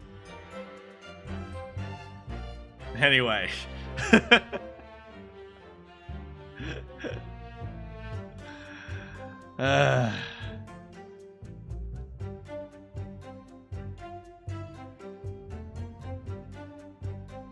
Anyway, shall we go? Here we go. The color does seem to suit the man, one might say.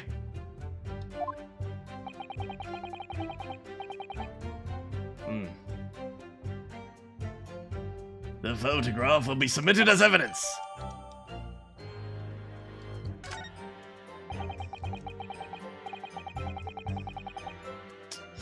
You're not feeling the pun. Guys, all puns are lowbrow, okay? Every single pun is bottom tier, okay? There is no power ranking of like high level puns versus low. No, there's low level, bottom of the barrel puns, and that's it. Anyway, picture. Rest in peace, Gregson. Man. Alright, so we got the hair piece here. This right here. Here. He was shot in the chest, apparently. I think I see the bloodstains here. So this is the back wall, I suppose. The candelabra is on this wall right here. Notably, I think his belt is loose. Did you guys see that? Maybe.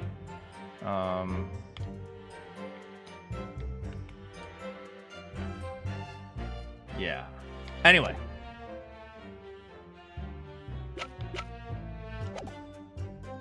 And what became of the trunk that the red-headed victim was supposedly carrying?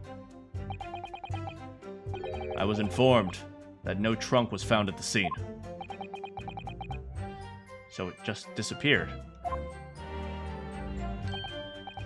Well, you expect us to have been watching the building every second? We definitely saw him in the door going in, though. No question about that.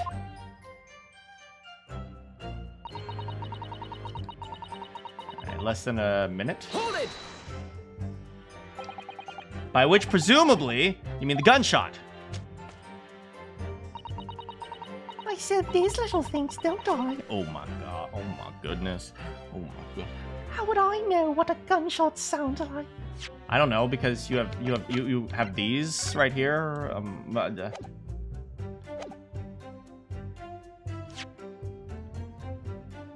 We heard a big bang. But I've always thought it probably sounds a bit like this, doesn't it? And you say that you heard the noise almost as soon as you saw the defendant enter the building.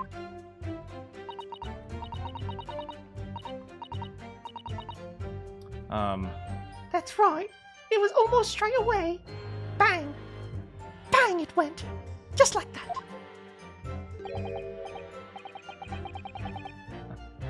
Well, he's the Reaper, ain't he? It's what the French call a fait accompli. When the Reaper's around, people still going in the ground. I mean, that's what he does, innit? I think we get the message. The Reaper couldn't allow the inspector to live after he discovered the secret hideout. There can be no clearer motive for the crime. Yes. Certainly an eminently credible motive. Great. And at that point, you ran inside. Is that correct? Seems to me Quick to walk is quick to talk. Gossip couldn't wait to go inside. Hold it! Tell me about Gossip. When Gossip ran to see what had happened, did you go too? Tell me I'm a bit hampered, you see? All the signs are that I can't move very well. You were way behind, I presume. With that sandwich board around your... Oh, that's why he's called Sandwich? Around your neck and that big sign in your hand. What a great burden you bear. Pardon me for asking, Mr. Sandwich, but is it possible that you and I have met before? I'm not anybody. Signs are what make me who I am now. I sign, therefore I am. So you weren't employed as an omnibus driver just a little under a year ago? Oh? Oh, is that going to be relevant? I might be mistaken, but I believe his trembling has intensified, Mr. Naruhodo. I agree. He's clearly been through a lot. Let's just leave him be. Turn down King Henry Street, and the Black Widower's Arms is just there. Oh dear, you've made him hide behind his sign. Life is full of surprises. Poor guy, he's been through a lot. Okay, Reaper was standing there.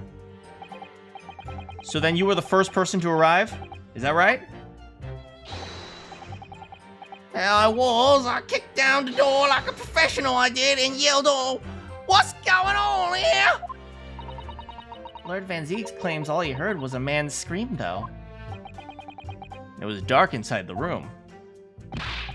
No, not dark at all. There were candles burning on the wall. Wait, really? And there was a fella collapsed on the floor. Just between us, it's the first thing I noticed when I got inside. I see. Even though Lord Van Zieks claimed not to have seen such lights on the wall. Next thing I noticed was someone standing right beside the body. The accused, Baroque von Zieks. That's right, the pale-faced Reaper himself. I was a little sure, I won't deny it, but I'm no lily-livered coward. I stood my ground and gave that creeper a cool, hard stare myself. You have something to say, buddy? Excuse me. You have something, Mr. Sandwich?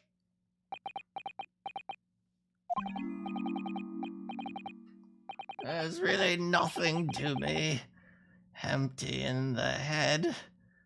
Just 2 slices with no middle. So I don't know what you could want with me. I think that maybe you just remembered something. Having heard Mr. Gossip's last statement.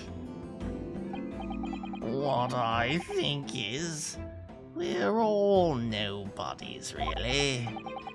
We try to dress ourselves up as something else, but at the end of the day, we're all just street sellers.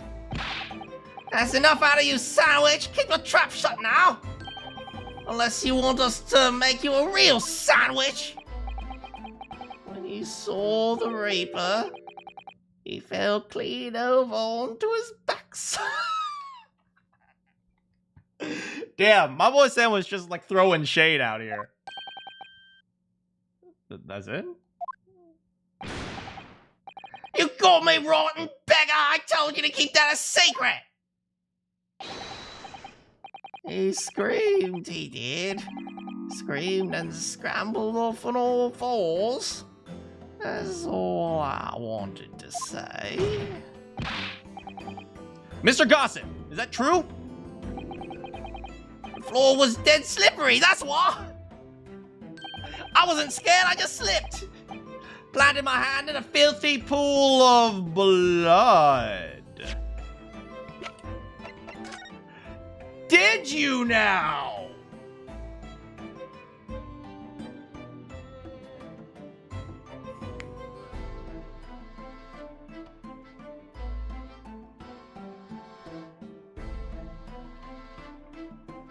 Ladies and gentlemen, we got him.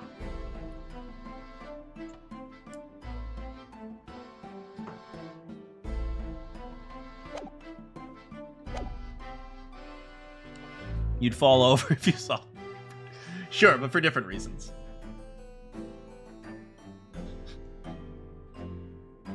Gossip tried to threaten him, but he just went on.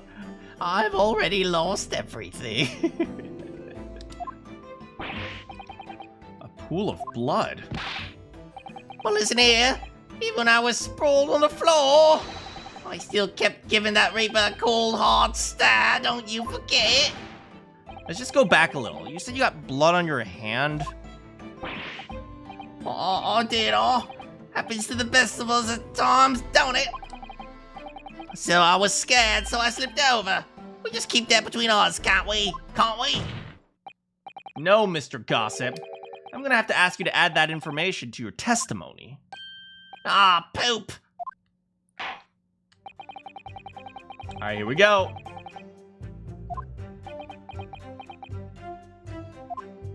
Cosmetic. I regret calling these people. Okay, quickly you whipped it off on the floor. He wiped it off on the floor. Is that so? You wiped your hands on the floor? Well, who wants blood on his hand, yeah? Horrible stuff.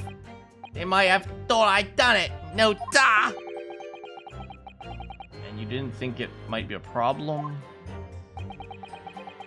Doesn't really matter if I've left a few grubby handprints on the floor. They'll get all cleaned up at the end. Don't make such a fuss. That's the message from all of us. Oh. Is something wrong, Counsel?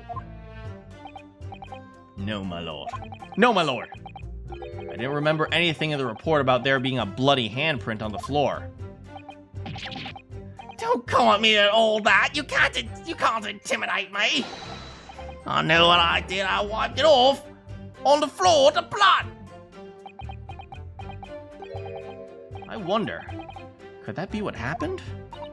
Mr. Naruhodo, I don't have the answers yet at all, but I think we may have just uncovered a vital clue. Alright, we got this. What? No, he slipped like heel for me. God dang it. Wiped it on the floor, you say? Are you sure you didn't wipe it on the signboard? Objection.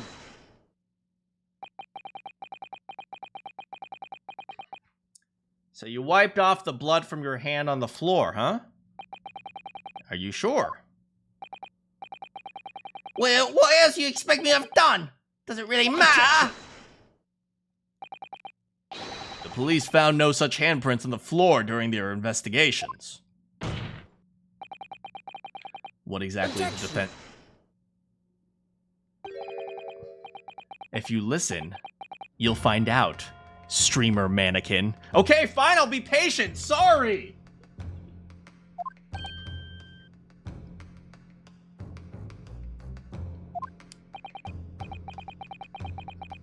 Certainly, there was no bloody handprint found on the floor. Excuse me. What are you trying to say? There was a handprint in blood left very clearly at the scene. On the back of this notice board. Oh! Wait, why does he care? Yes, indeed, indisputably a handprint of the distinct color of blood. Oh, you're dead right, that's my hand! I'd know it anywhere! Objection. Oh. The witness very definitively testified that he wiped his hand on the floor. Any handprints on the back of the board are irrelevant. Objection. Okay, so this answers... Okay, I was about to say that, dang it. Not if the board had fallen over. In that case, it's quite possible for the witness's handprints to have ended up there. Just look at the floor plan of the room.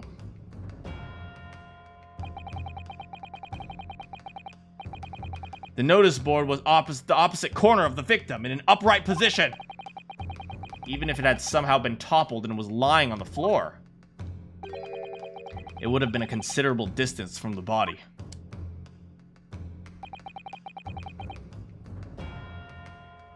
I fell over when I came across the body. So I was basically right next to the corpse, not on the other side of the room. In other words, the defense's assertion is contradictory. No, it means the signboard was somewhere else. Yes, it is. I don't think this is the argument you think it is, Ryunosuke. There's a very definitive contradiction here, for which there must be a reason. I take it that you formulated a proper hypothesis, Counsel. Regarding this apparent discrepancy between the witness's account and the handprint. I have, my lord. This discrepancy is explained by the board moving. All right, we're starting to get it. Okay, let's put this together now.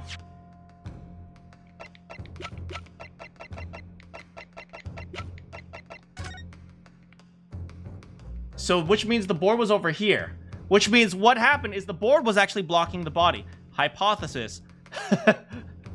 So this is my hypotenuse. So the board was over here, which is why, what's his name? Van Zieks couldn't see it, because when he came in, the board was covering it. And so when they opened the door opened, and then the board fell down over here, right? The door knocked over the board. The real contradiction is the handprint itself, not where it was found. As the court can see, it's upside down. Good gracious, so it is! If the witness had put its hand against the board, the fingers should be pointing upright! What does that tell us? It tells us one simple fact. When the handprint was made, the board must have been lying on the floor as I previously suggested. Which means that after the incident, it must have been moved! Gotcha, baby! Objection.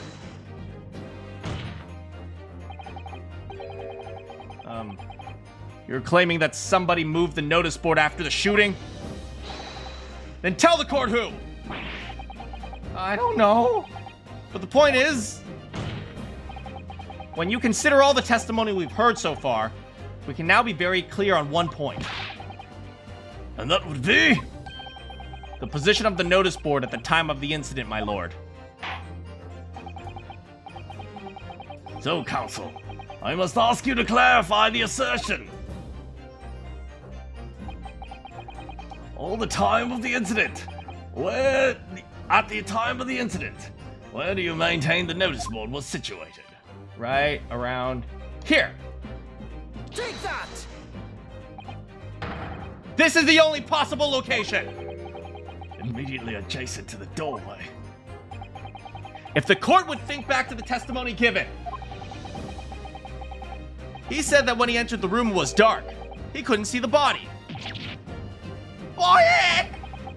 If the notice board had been here, the body would have been completely hidden from view. And the light from the candles would have been blocked, making the room appear dark. I mean, you would have seen the light around. I get it. Sometimes you don't notice everything. Objection. But the accused also claims the victim's body simply appeared before him. That's true. Let me take out my book and read. Or, in his precise words, Just as I picked the firearm up to examine it, the door flew open and I heard a man scream. It was only then that the body of the Inspector Gregson appeared before me. I don't know much about calling it a scream, but he was talking about me, no mistake. Because it was me who kicked the door open. If you look again on the floor plan, when you open the door, it'll knock over the board. Consider what would happen to the door if the door to the room was opened with force. Bing, bang, bong. That can't be. Oh, it can. The door struck the notice board, knocking it over and making the victim's body visible. Good gracious! My client has told nothing but the truth, so help me God. He simply described what he saw. That's right, Kazumas. Quit being a jerk. Order! Counsel, how has this not come to light before? After the incident, somebody must have righted the board and moved it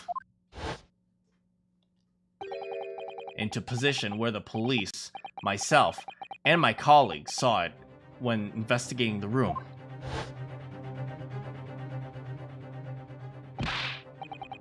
Witness, what do you have to say for yourself? Oh, your chat wasn't showing? Hopefully it shows up now. What? Me, my lord? You and your fellows were there at the scene before anyone else. It goes without saying that you must know something about the position of the notice board. Well, he left a handprint there. He might not have just even checked it. The witness shall testify again. You will explain exactly what happened when you arrived at the scene. Stop looking over your glasses at me. I get the message.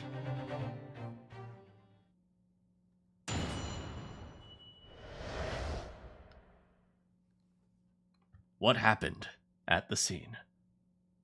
Find out next time.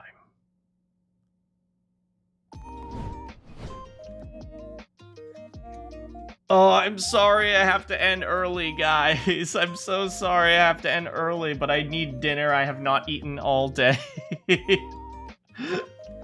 Thanks so much. I can't wait to get back to a normal schedule and, you know, finally be able to, you know, stream at a normal pace with you guys, back to the normal 3-hour streams and stuff like that. But thanks so much for hanging out with me today, guys. I am super excited for this case. Like you guys don't even know. Like, I am so excited to see. Hey, Mana, when we start. Well, about that. I'm so excited to see where this case goes. It was kind of a slow build up, but now we're rolling. Now we're rolling. Now we're ready.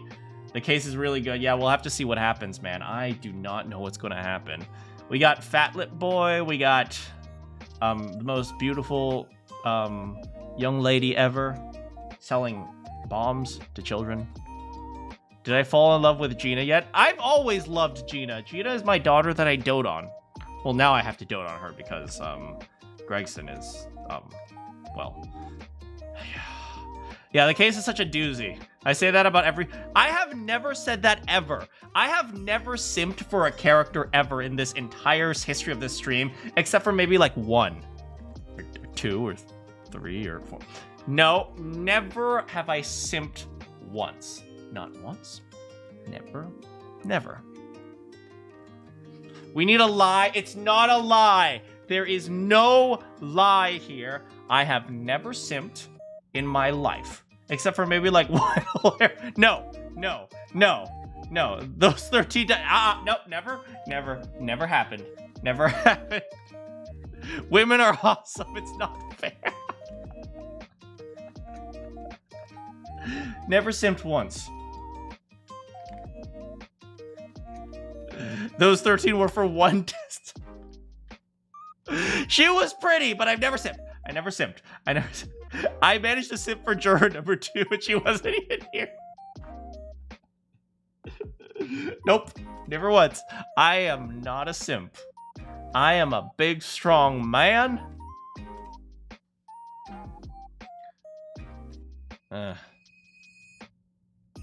When I said I was attracted to 80%, I immediately said 200. I think 200's a reasonable number. Oh, man. Yeah. When I get hungry, I start to get tired, which is why I didn't want to go for too long, because I'll start to like go like, and then he said, and then he said, yeah, right, and then. So yeah, but go eat. I need to eat. I'm gonna treat myself to some fried rice today. I'm gonna get some luxury gourmet fried rice at the hole-in-the-wall Chinese restaurant. Please don't eat sandwich. You also need to eat dinner. Maybe we should all eat and all be healthy. Thanks so much for hanging out. Next week, I'm hoping... Wait, hold on. I do have a movie premiere I need to go to on Monday, so I don't know if I'll be streaming on Tuesday. I will get back to you guys on that. Hopefully, I will. Pepperoni rolls back in your... Pepperoni rolls sound great. You just ate? Oh... Okay, I'm gonna eat. I'm gonna eat. I'm getting so hungry. Okay, good morning, good afternoon, good evening, or good night. Hey, Arcane. Next week, we will hopefully go a little bit longer. Do you have any quests for me? I'll see you all next time.